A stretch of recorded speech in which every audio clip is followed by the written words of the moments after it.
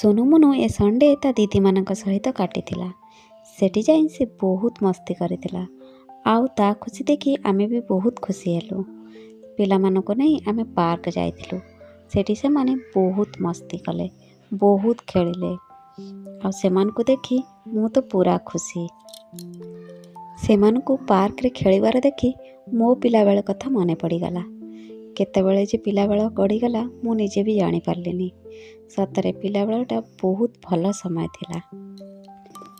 से टाइम रे किछि टेंशन ही नथिला, खाली हसुथुलु, खेलुथुलु आ बुलुथुलु। एठी पिला माने खेली बहुत खुशी हेले। आउ तापरे आमे पेट पूजा करिया पे बाहरिलु।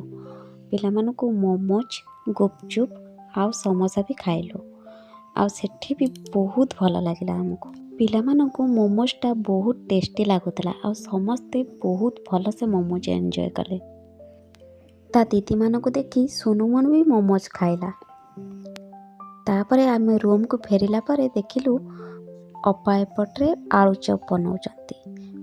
पेटरे जागा नथिले भी आलू चप लोभरे आमे आउरी दीदीटा आलू चप ठुसी देलु। ए पिला मानकु कहार नजर न लागू। सबुदिन एमिति ही हसुथांतु। भगवान का पाखरे मोर एतिकी ही प्रार्थना।